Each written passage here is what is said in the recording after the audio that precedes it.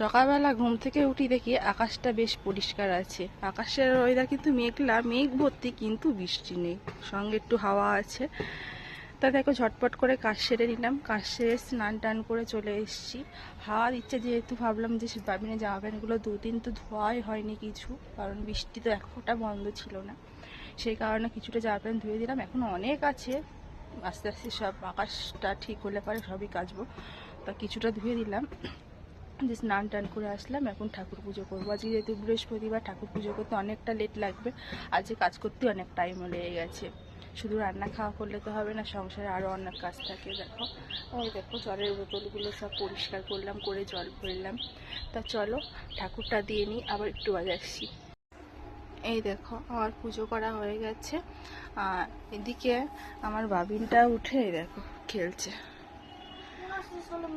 আচ্ছা ঠিক আছে, ওকে স্কুলে দেব, স্কুলে যাওয়ার টাইম হয়ে আসলো প্রায়। তা চলো বাবিনকে খাইয়ে টাইয়ে রেডি করে দিই, ও বাবা ওকে স্কুলে নিয়ে যাবে। আজকে বাবিন স্কুলে নিয়ে যাবে টিফিনে ম্যাগি। তাই দেখো বাবিনকে রেডি করে দিয়েছি, বাবিন বসে আছে দুষ্টামি বালিশ নিয়ে। আর টিফিনটা ঠান্ডা করে এখন টিফিনটা রেডি করে দেবো। বাবিনকে রেডি করে দিয়েছি, খাইয়ে টাইয়ে টিফিন দিয়ে এখন স্কুলে যাবে। আজকে আমার শরীরটা একদম ভালো না, তাই বারবার করে বলছে মাম্মা আমি স্কুলে চলে গেলে তোমার কি কষ্ট হবে? কি হবে আমার কষ্ট? এদিকে তাকিয়ে বলো কষ্ট। চলো টাটা।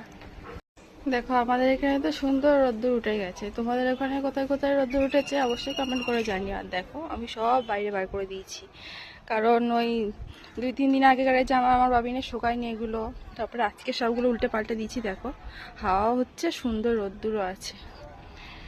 তাই মাত্র রান্না বান্না হলো।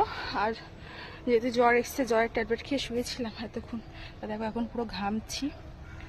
তো চলো কাজটা কমপ্লিট করে নিই, বাবিনের আবার স্কুলে ছুটির টাইম হয়ে আসলো। দেখো পাঁপড় ভাজা হয়ে গেছে, মাছ ভাজা হয়ে গেছে, আর খিচুড়ির সঙ্গে সব কিছু সাজিয়ে তোমার দাদাভাইকে দিয়ে দিয়েছি খেতে। কেমন হয়েছে? ভালোই হয়েছে।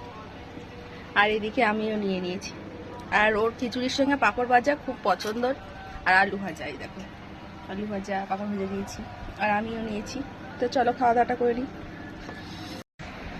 দেখো খাওয়া দাওয়া করে শুলাম এইমাত্র, আর বৃষ্টি চলে হ্যালো এভরিওয়ান। তা দেখো রাত্রের জন্য আমি ভাত বসিয়ে দিয়েছি, ভাতের মধ্যে দিচ্ছি আলু সিদ্ধ, আর এদিকে দেখো একটু ডাল বসিয়েছি, রাতের ডাল আলু সিদ্ধ আর ডিমের অমলেট করবো।